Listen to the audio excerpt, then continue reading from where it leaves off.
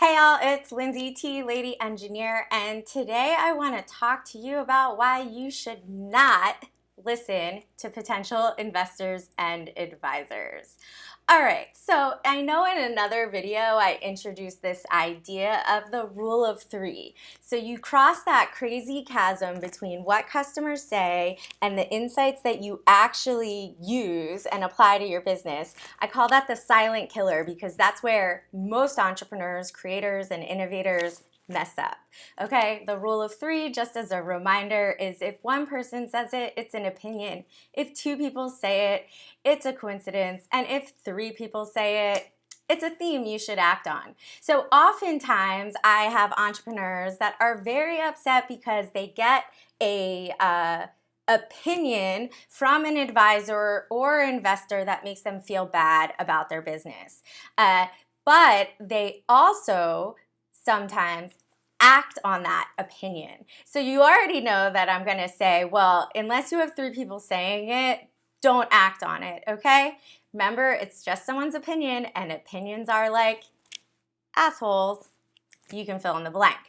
All right. So, why else should we not listen to investors or advisors, even if we really respect them and they have accomplished a lot in their careers? Usually, they are not your customer. And you should only be listening to the rule of three and using the rule of three with the feedback that you get from your customers, okay? If the person that is supplying you the feedback is not your customer, and this is feedback that you are only hearing, maybe hearing for the first time, definitely do not act on it. If this is feedback from someone that is not your customer and you are hearing it multiple times, then you should sit and analyze, why is everyone saying that, okay?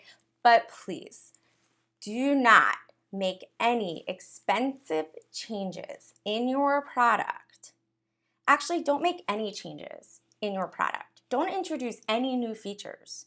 Do not change your strategy because one investor or a few investors hypothesized that maybe this other direction would be good for you.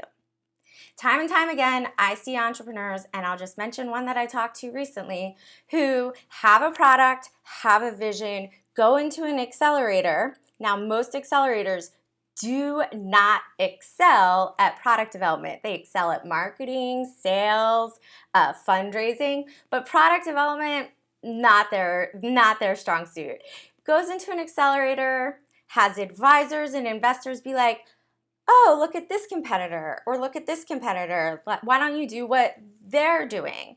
Then they spend all the money, the entrepreneur spends all the money this accelerator gave them, pivoting to be more on par with their competitors when that doesn't matter to their customer, okay? And this one entrepreneur left the accelerator, spent a bunch of money going in this new direction, and then is out in the wild without these advisors, without these investors, and is now like, oh shoot, I should go back to what the original product was. And that's just even more money for you to spend, okay? So when you get product-related feedback, do not act on it if it's not holistic, full feedback from people that are your customers, all right?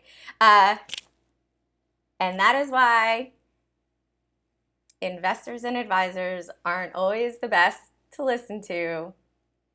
I'll just end it there. You all know what I mean, okay? Rule of three, talk to you later.